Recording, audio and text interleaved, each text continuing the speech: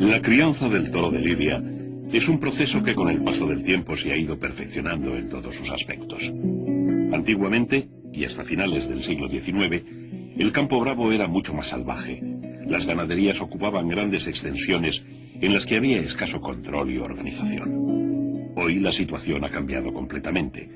Las fincas ganaderas son explotaciones complejas y organizadas, tanto desde el punto de vista de su configuración física como del trabajo que en ellas se realiza.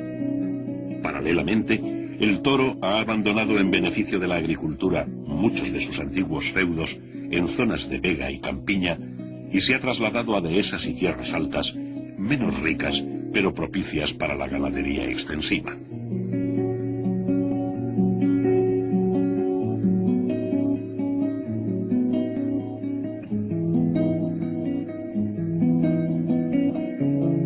Muchas cosas han cambiado alrededor de la crianza del toro, de la misma forma que se ha modificado notablemente el marco socioeconómico donde se desarrolla. Pero la esencia y el sentido tradicional de esta actividad se mantienen inalterables en numerosos aspectos. El cortijo es el edificio más representativo del campo ganadero, exponente de una arquitectura popular que tiene en Andalucía su más bello referente. En su origen posee una doble finalidad práctica, como casa agrícola y como baluarte defensivo en un tiempo en el que los ataques de partidas armadas eran muy frecuentes. Por ello tienen un único portalón de acceso al interior, donde es habitual encontrar pequeñas campanas cuya finalidad era dar aviso o alarma ante alguna emergencia. Esta configuración, incluido el amplio patio interior, es bastante similar al de un pequeño fortín rural. Aparte de su funcionalidad, los cortijos, como estos de Ruchena y La Ruiza, tienen un indudable valor estético, que se manifiesta en numerosos detalles ornamentales. En su construcción participaron artesanos de distintos gremios que reflejaron a través de la forja, la carpintería o la cerámica el gusto de cada zona.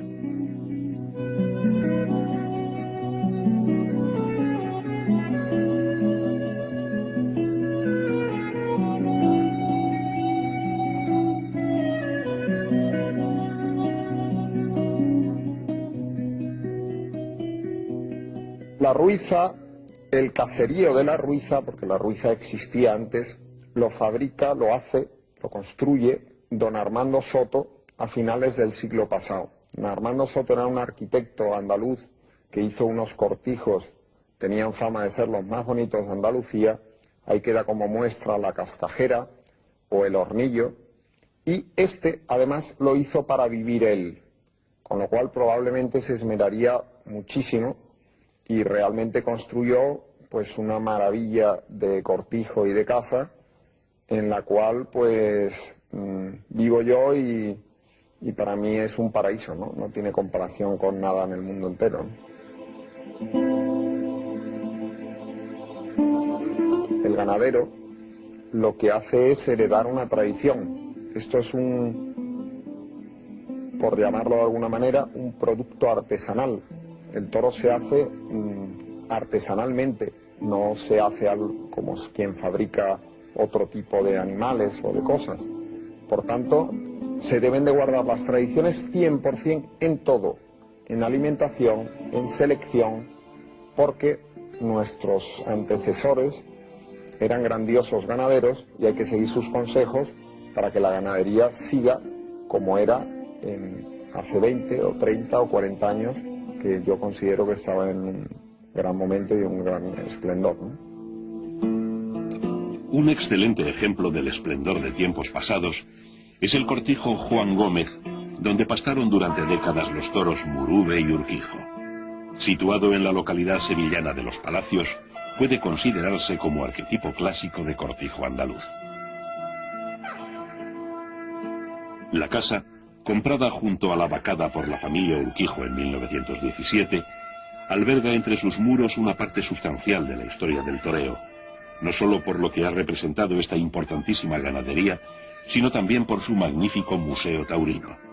Este fue creado por el desaparecido Carlos Urquijo, último de los ganaderos de la familia, que recopiló multitud de detalles y retazos históricos esparcidos por las paredes, cajones y desvanes del cortijo.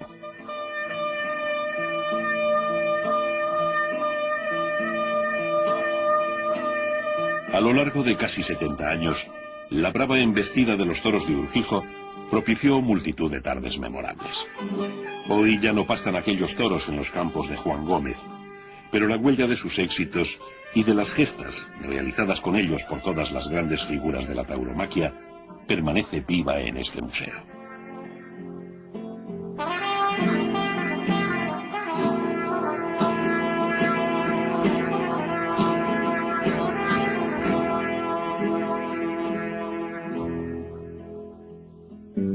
De la luminosidad andaluza pasamos a la elegante sobriedad salmantina, representada por una de las casas de más solera del Campo Charro, como es Terrubias, solar de la ganadería de Sánchez Covaleda.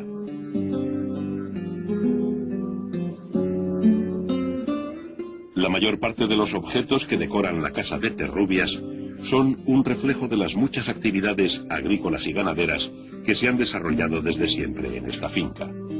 Han sido conservados por la familia como recuerdo de un modo de vida y trabajo tradicionales que ya forman parte del pasado. Pilar Majeroni Sánchez Covaleda es la representante actual de esta clásica familia ganadera. Ella nos explica la historia y el carácter de esta casa. La hizo mi abuelo para regalársela a mi abuela a principios de siglo, de hacia el año 12 o 14. Y bueno, pues es una casa muy grande, entonces era la vida muy distinta de la que se tiene hoy día.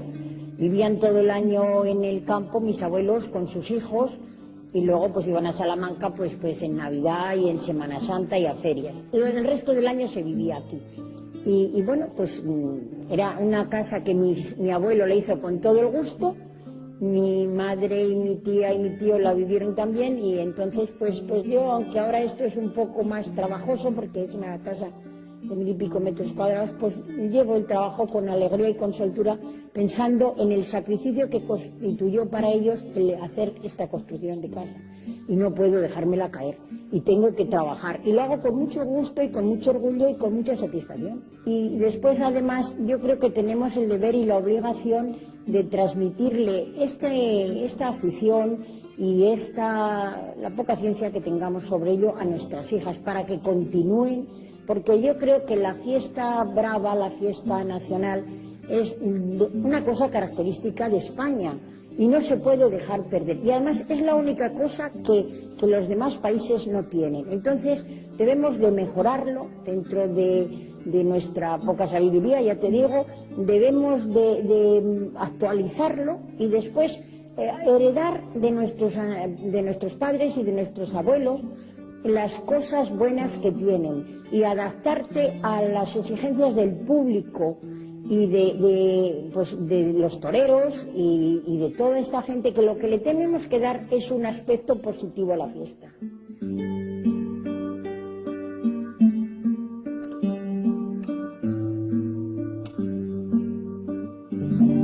La cría del toro bravo, por encima de otras consideraciones, es para muchas familias ganaderas una gran pasión compartida por todos sus miembros.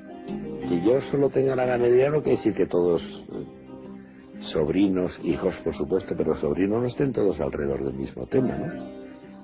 Y todos no porque tomen esto de una manera más o menos ligera, sino porque todos conscientes de que la ganadería es un tema muy importante, quieren participar de alguna manera en ella. Todos sienten, cuando se lidia una corrida, la sienten como propia y todo el mundo la sigue y se muestra parte de ella como si realmente se estuviera jugando algo. Eso es muy fundamental porque también te obliga a algo, saber que has heredado algo, una tradición y que tienes que transmitir, hombre, es ciertamente importante, ¿no? El balance, te digo, 100% positivo. O sea, lo que a mí me ha dado el toro bravo de satisfacciones sobre todo dentro de la casa, no lo hubiera conseguido nunca en mi vida. Lo que a mí me ha dado el toro bravo de integración familiar, no me lo hubiera dado nadie. Te he dicho antes que todos están aquí, hijos, sobrinos, nietos, etc. No me lo habría dado nada ni nadie. Por lo tanto, al toro bravo, 100% agradecimiento.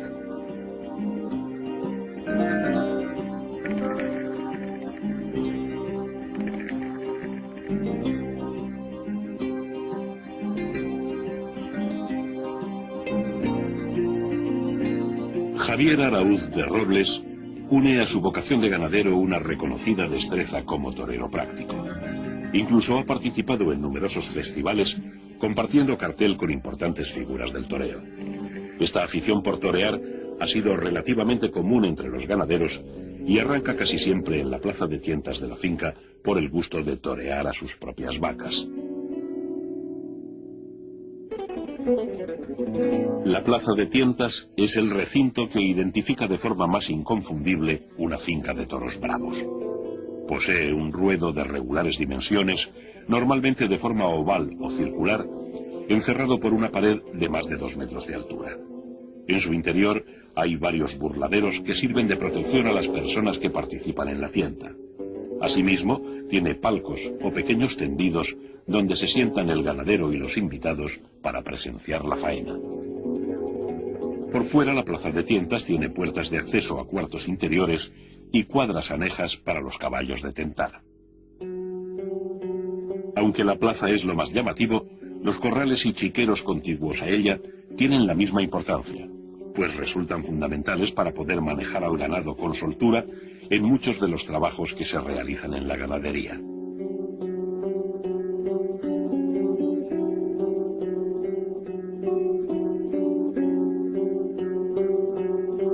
Junto a la plaza se sitúan uno o varios corrales de extensión media, donde el ganado es introducido directamente cuando se trae del campo.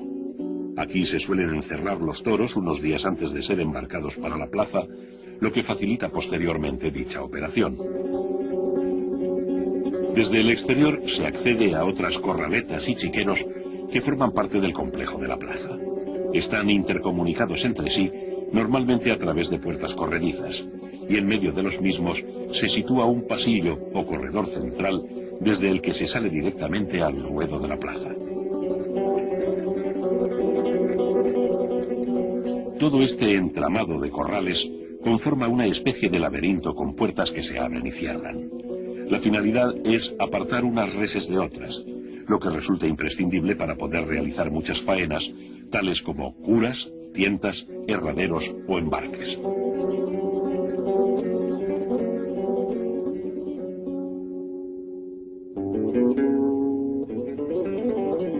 En un extremo de los corrales está el embarcadero, que es un pasillo más estrecho en forma de rampa, donde existe una báscula para el pesaje de los toros y en cuya boca exterior se sitúa el camión para transportar el ganado.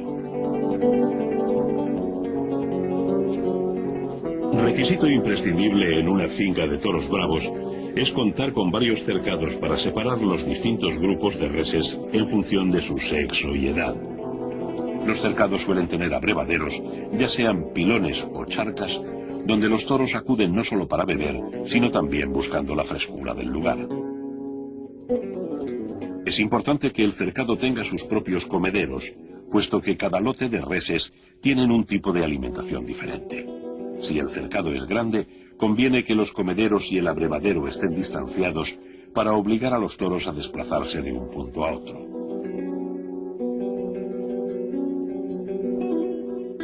Al pienso de los toros acuden con frecuencia las palomas, como ocurre en esta finca de Luis Albarrán, uno de los jóvenes miembros de la familia extremeña con más solera en la cría del toro bravo. La familia nuestra es una familia muy ligada al toro desde primero del siglo. Desde el año 5 de este siglo ya don Manuel Albarrán, antepasado nuestro, pues era ganadero, ¿no? Y a partir de ahí, pues mi tía Arcadio, mi padre, en fin, que es un apellido que llevamos siempre en esto del toro, pues desde primero del siglo prácticamente. También tengo antecedentes por la parte de mi madre, ¿no? La familia Marzal, pues también tuvo ganadería en los años 40, por ahí, ¿no? Nosotros pues nos estamos dedicando a esto, nosotros tenemos carrera, en fin, hemos estudiado y tal, pero nos hemos dedicado a esto por afición, fundamentalmente, porque es una cosa que nos apasiona, tanto a mi hermano Alfonso como a mí, y bueno, intentamos luchar por esto y sacar el encaste de Urquijo, ¿no?, el Turumurube, sacarlo para adelante y que saque la clase que tiene esto que lleva dentro y que en el futuro pues sea una ganadería que tenga algo que decir, ¿no?, en el momento actual del toro, ¿no?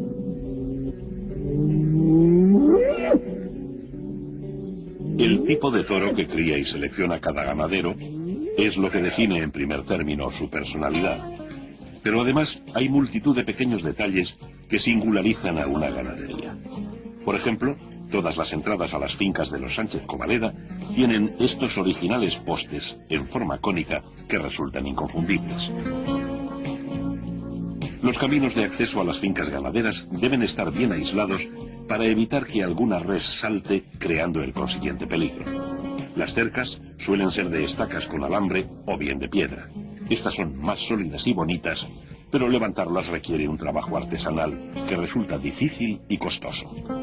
Todos estos elementos permiten adecuar para el uso ganadero un entorno excepcional como es la dehesa.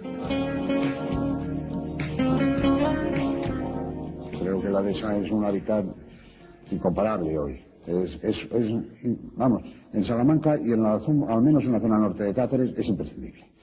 Es una cosa que se debía de cuidar, pero ya no en España, sino desde el mercado común. Es una cosa especial.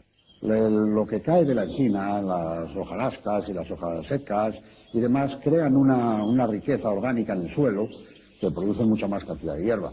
No hablemos luego ya del fruto de la encina. Del fruto de la encina que lo aprovecha toda la clase de ganado. Al que más le va es a los cerdos y a los proveedores de esos buenísimos jamones y demás embutidos, al cerdo ibérico, pero también lo comen las vacas y se ponen muy gordas y muy buenas, y también lo comen las ovejas y lo comen hasta las palomas torcaces, desgraciadamente, que comen demasiadas.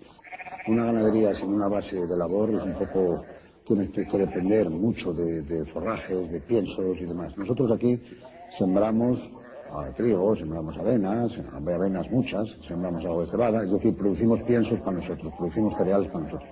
Producimos paja, tenemos la seguridad de tener una paja que es un elemento fundamental en cualquier explotación ganadera. El tener una base agrícola que te proporcione y te asegure una producción de forrajes y de concentrados, de alimentos concentrados. Por eso, en nuestras fincas ya no solo están las vacas de casta, habrás visto que tenemos ovejas, que tenemos cochinos ibéricos, y siempre procuramos tener ganado autóctono, que yo creo que es el ganado importante de la explotación, ese ganado que ha fomentado el transcurso de los años, de los siglos, y que se ha esculpido más bien con arreglo a las características climáticas del terreno en que vive. Una de las razas autóctonas más representativas de la dehesa es el morucho salmantino, que produce una carne de gran calidad. En el hábitat del toro bravo conviven otros vacunos, también mansos como el morucho, pero que son una pieza clave para el manejo de las reses de casta. Se trata de los cabestros. Los cabestros son grandes bueyes domados y entrenados en las ganaderías bravas para mover los toros y conducirlos de un lugar a otro, cosa que sin ellos resultaría complicado, cuando no imposible. Normalmente se trata de machos castrados que poseen un carácter dócil y manejable y con los cuales se trabaja en grupo, formando así lo que se llama una parada de cabestros, que consta por lo general de 6 a 8 bueyes.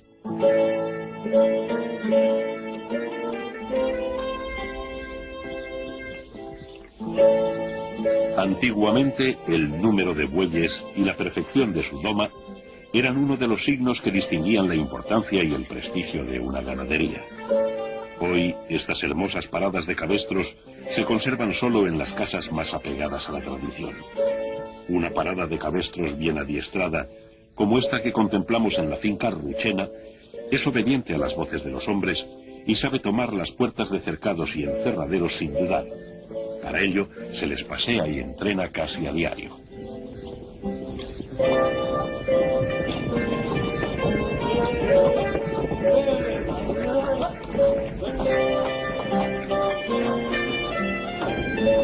Habitualmente los ganaderos tienen un hierro específico para los caballos y las reses mansas, con el cual se marca también a los bueyes cuando aún no han cumplido un año de edad tal como reflejan estas imágenes.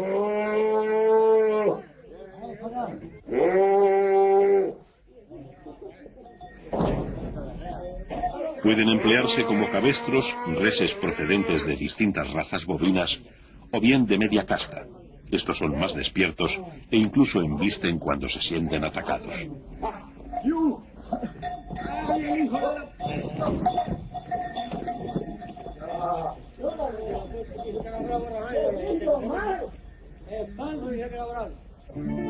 Los bueyes y el ganado bravo están habituados a convivir en el campo durante toda su existencia y suelen llevarse bien, aunque el buey siempre guarda cierto respeto a los bravos. Los jóvenes novillos, que serán futuros cabestros, comienzan su aprendizaje a corta edad e incluso participan en los encierros al lado de los bueyes adultos, imitando sus acciones y movimientos.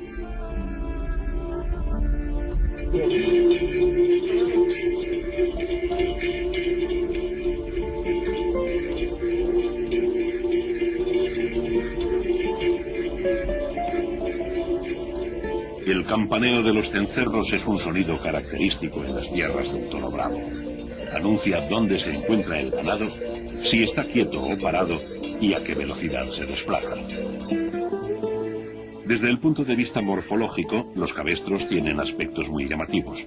Uno de ellos es la gran longitud de sus cuernos, que llevan las puntas cortadas para evitar posibles percances.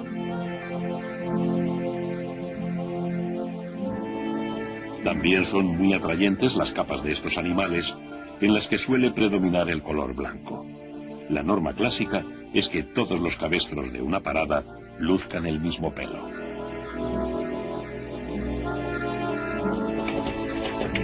Pero la belleza de los cabestros se aprecia en toda su dimensión cuando se les ve en acción desarrollando su trabajo cotidiano junto al hombre, al caballo y al toro en la dehesa.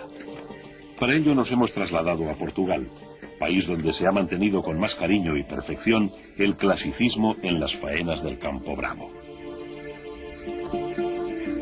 Concretamente nos encontramos en la finca Pedro Gao de Antonio Veiga Teixeira, una de esas casas con abolengo donde se guarda hace más de un siglo toda la especial liturgia que rodea al toro de lidia y al caballo.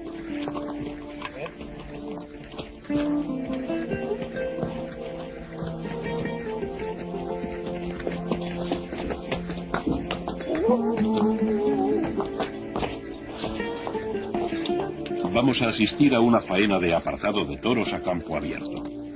Para llevarla a cabo es necesaria la ayuda de la parada de cabestros y a su búsqueda se encaminan ahora los hombres.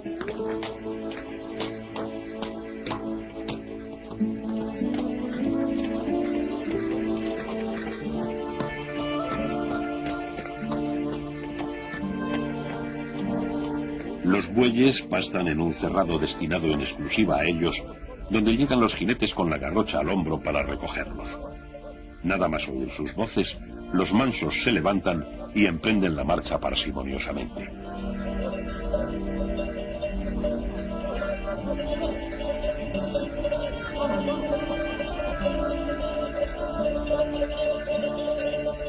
Esta parada está integrada por 7 bueyes, todos de pelo colorado y pertenecientes a la raza portuguesa llamada martelenga, bastante similar al retinto andaluz. Cada uno de ellos tiene su nombre propio, que van pronunciando los jinetes para animar su paso.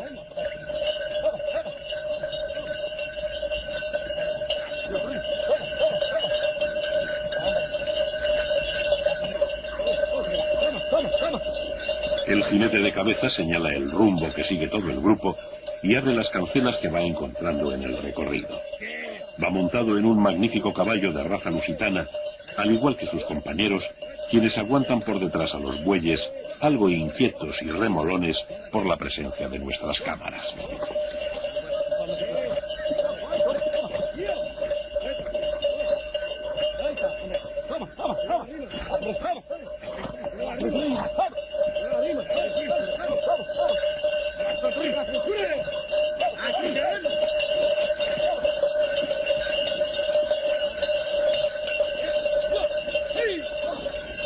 Dentro de la parada hay 3 tipos de cabestros. En cabeza va el llamado buey de estribo, junto al primer jinete. Luego los bueyes de tropa, que envuelven a la manada, y por detrás el buey de zaga, cerrando la marcha. Si algún buey se adelanta o atrasa, el jinete le da con la garrocha para que vuelva a su posición. Es un detalle significativo para apreciar el nivel de su doma y el noble carácter de estos animales.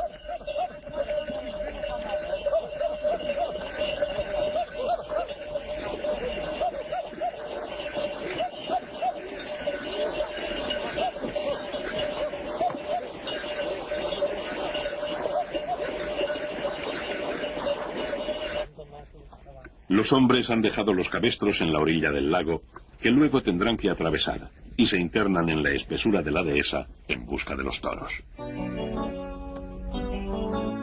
Estos extrañan la presencia humana y no tardan en buscar la huida a todo galope, obligando a que las cabalgaduras se empleen a fondo para agruparlos.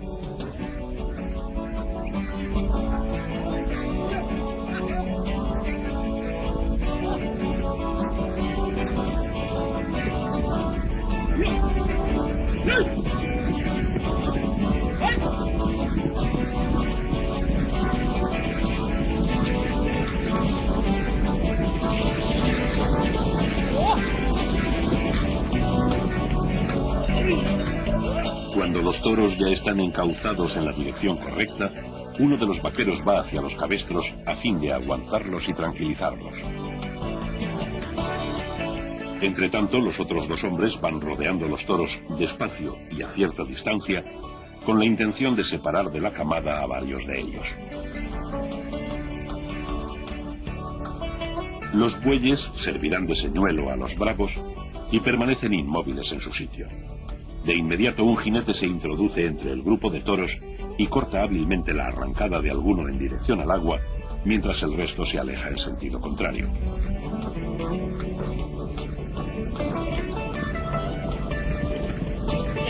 Los toros apartados con los bueyes tienen que pasar a otra parte del cerrado. Uno de ellos, el más nervioso, se marcha por sí solo. Los otros son empujados por las voces de los hombres y el movimiento de los cabestros hasta meterse dentro del agua.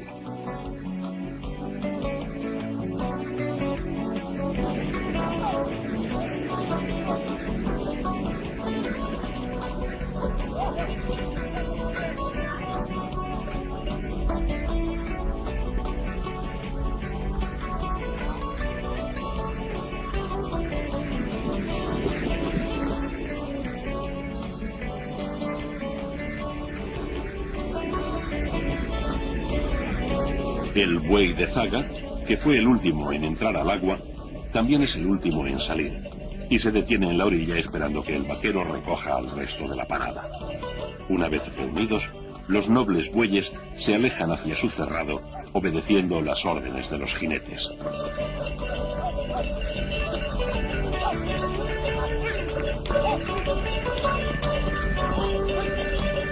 Además del caballo y el cabestro, los hombres del campo bravo se sirven habitualmente de perros, con los que apartan, reúnen o inmovilizan a las reses. Entre todas las razas caninas empleadas para este fin, destaca el alano español, también llamado perro del toro. Es un animal de antiquísimo origen que posee unas propiedades excepcionales para trabajar con el ganado bravo. Gran velocidad, fondo físico, notable olfato y un enorme arrojo. El alano es a la vez perro de presa y perro pastor, pues sabe cuidar del ganado con atención, agilidad e inteligencia. Sobre él nos habla uno de los principales ganaderos de Bravo que lo utiliza. Estos perros tienen dos formas de comportarse, ¿no? O dos acciones concretas. Una es, van rodeando al ganado y lo van llevando hacia donde el vaquero quiere, rodeándolo simplemente, ¿no? Por la cola del ganado. Y dándoles. Y luego tienen otra que es muy buena y que es ya la mejor que puede tener un ejemplar, que es la de separarlos o de derribarlos. O separan los toros cuando se pelean, o las vacas si tienen lucha, o bien lo derriban, le agarran del rabo, hacen presa en el rabo, nunca en el hocico. Del hocico ellos procuran evadirse y más bien hacen un paso que otra cosa, y en el rabo los tiran. Cuando la vaca intenta darle con estos tubos, ellos cambian violentamente de posición y la vaca o el becerro o la becerra caen al suelo y luego los retienen allí hasta que el vaquero lo ordena o el vaquero aparece para hacerle una lazada al ganado. Y es un animal que lo lleva dentro, es un instintivo. Y los buenos ejemplares funcionan en todos los aspectos. El alano español alcanzó gran celebridad en la Edad Media por la fuerza de sus mandíbulas y su coraje para la caza y el acoso. Pero en el trato con el ser humano es un animal dócil y noble como pocos. Tras un largo periodo de apogeo, a mediados del siglo XIX el uso del alano empezó a decaer por diversas causas. Pero afortunadamente, y gracias a la reciente labor de unos pocos entusiastas de esta raza, se ha vuelto a reimplantar en varias ganaderías bravas, donde de nuevo es compañero de vaqueros y mayorales. Una ganadería no la lleva solo el ganadero, que es la que la tendría que llevar en un principio, sino que la forma un conjunto de un equipo de gente en el que está el mayoral, en el que está un ahijador, en el que está un novillero, en el que están luego el resto de los vaqueros. El novillero es el que se ocupa de los novillos, el ahijador es el que conoce perfectamente los becerros en cuanto nacen, y aunque hayan pasado 2 años por ellos, saben que el becerro fulano es hijo de la vaca citana, simplemente aunque lo vea por detrás. Y eso es fundamental, tener una gente buena, que te acompañe y que forme un equipo importante. Es como las cosas pueden funcionar. En efecto, los hombres del campo son un valor sustancial en la ganadería. Conocen al toro mejor que nadie y lo cuidan desde que apenas es un becerro recién nacido.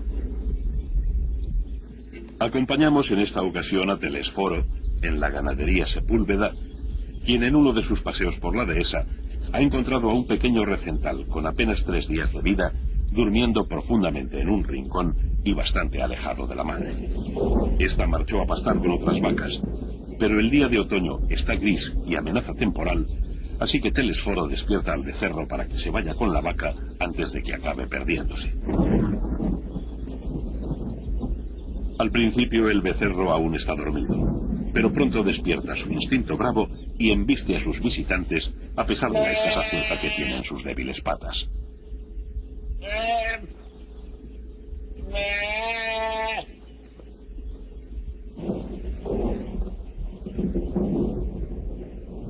Telesforo lo conduce en dirección a las vacas, pero el becerro no deja de arrancarse al perro y termina desorientándose nuevamente. Por fin acuden las vacas a la llamada del becerro, pero antes de marcharse el hombre se asegura de que el recental no se despista otra vez y mientras su perro toma una prudencial distancia. El becerro encuentra muy pronto a su madre y poco después, como presintió Telesforo, las nubes comienzan a descargar sobre la dehesa.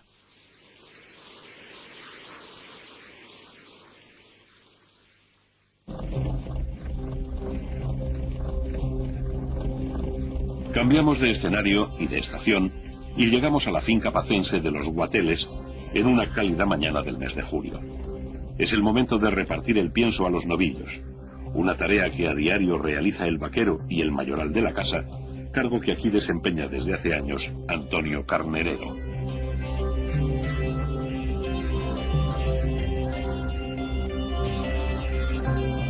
Mientras el vaquero vacía los sacos de pienso en los comederos, el mayoral llama con voces y silbidos a los novillos que acuden desde distintos puntos del cercado e incluso se pelean por entrar los primeros a comer.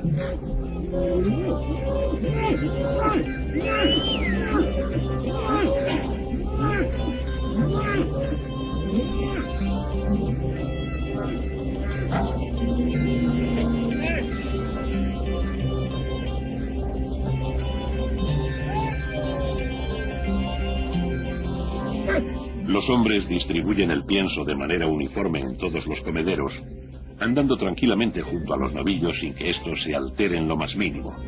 Están acostumbrados a encontrarse todos los días para el almuerzo a esta misma hora y en el mismo lugar.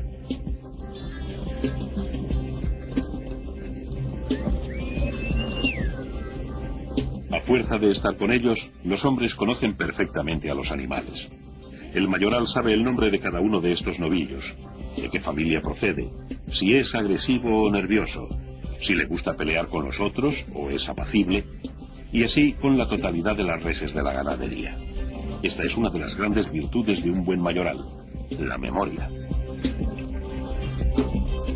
Las reacciones del toro en el campo no son fáciles de prever, pues es un animal de temperamento cambiante que pasa con gran rapidez de la calma a la agresividad.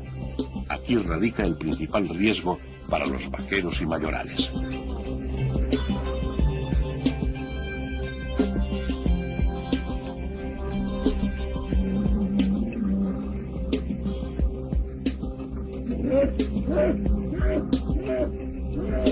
Al tiempo que reparten el pienso, los hombres deben estar atentos a una posible arrancada o a cualquier encontronazo brusco de las reses, no solo por su propia integridad física, sino por las lesiones o cornadas que los animales se pueden provocar entre sí y cuyo remedio es una parte más de su trabajo.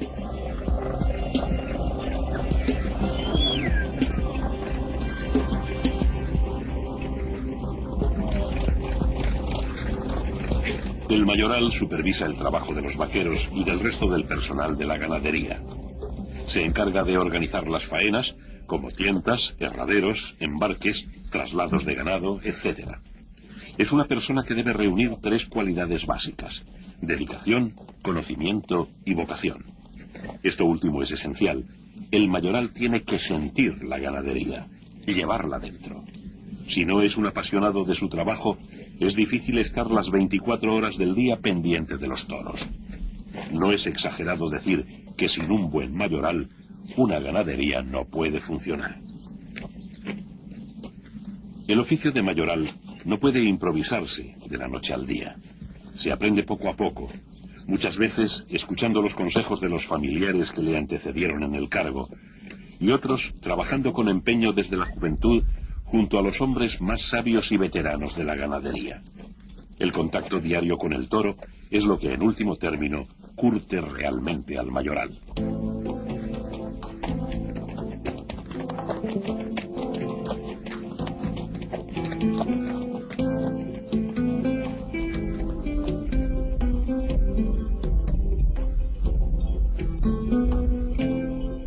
Además de las cualidades mencionadas, el mayoral es un experto jinete, no solo en lo que se refiere al manejo del caballo, sino más concretamente a la forma de desenvolverse con él entre los toros. Nuestro hombre sabe que al toro se le anda despacio y con suavidad.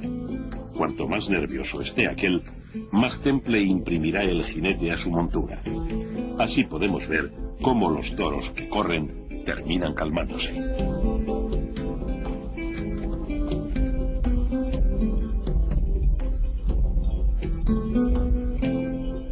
Además de las cualidades mencionadas, el mayoral es un experto jinete, no solo en lo que se refiere al manejo del caballo, sino más concretamente a la forma de desenvolverse con él entre los toros.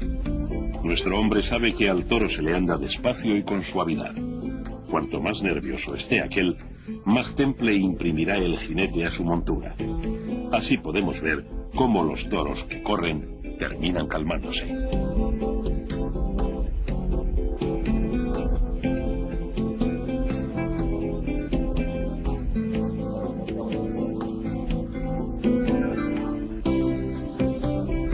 En su recorrido por la dehesa, el mayoral no solo está pendiente del ganado, también comprueba el estado de las instalaciones de la finca.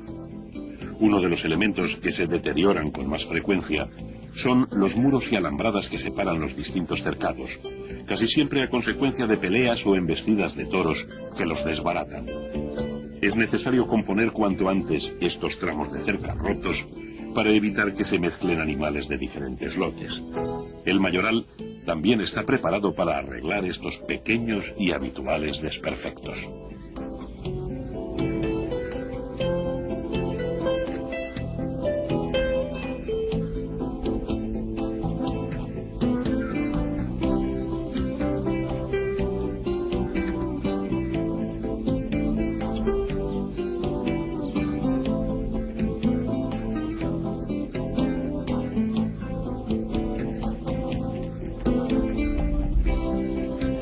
Pasando de unos cercados a otros, el mayoral llega donde se encuentran los toros de 4 años. A comienzos del verano, la temporada taurina entra en su fase de máxima ebullición. Es la época en que las ganaderías lidian el grueso de las corridas que tienen preparadas para ese año.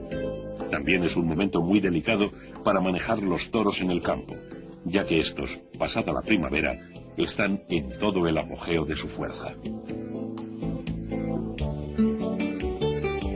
El mayoral tiene que extremar su celo para no soliviantar el ánimo de sus pupilos, que en esta época andan tan calientes como la temperatura ambiental. Aún así, sabe que las peleas entre los toros son inevitables y a estas alturas casi siempre traen consigo un rosario de animales corneados, lesionados o muertos que descabalan muchas de las corridas cuando falta muy poco para enviarlas a la plaza.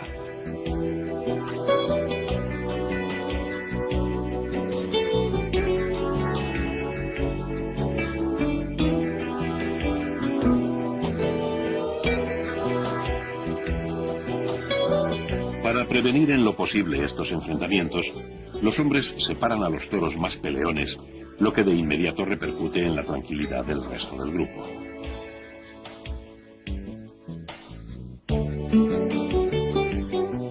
Sin embargo, es fácil que al poco tiempo se vuelvan a despertar recelos entre los toros. Y ahí estará de nuevo el mayoral, vigilando a distancia el comportamiento de los animales.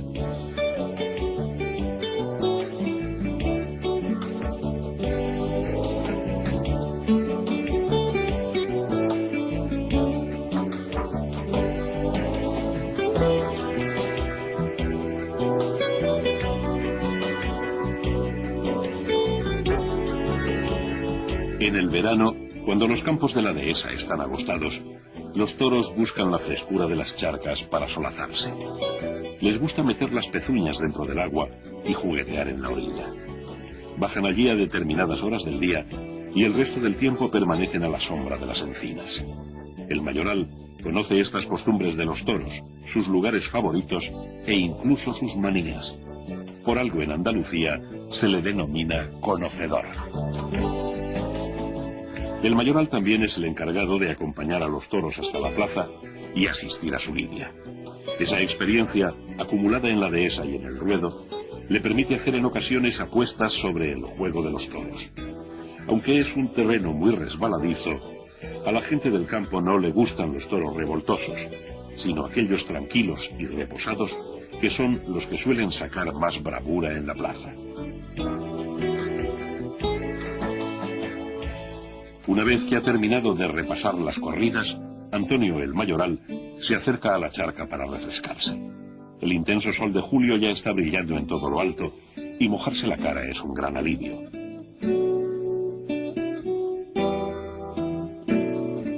Los toros que aún están en la otra orilla del agua lo miran con sorpresa. Es hora de regresar al cortijo. Así concluye la mañana de trabajo que empezó al levantarse el sol y que continuará a media tarde cuando el calor haya bajado. De esta manera, compartiendo el mismo hábitat que el toro y viviendo al ritmo que marcan los ciclos naturales de su crianza, trabajan los hombres del campo bravo.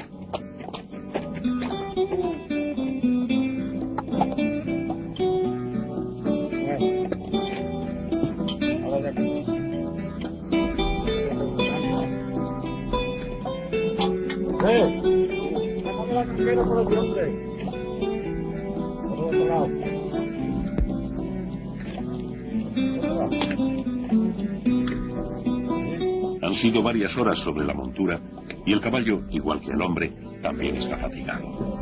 Nada más desmontar y quitarle la silla, Antonio lo refrescará con una buena ducha.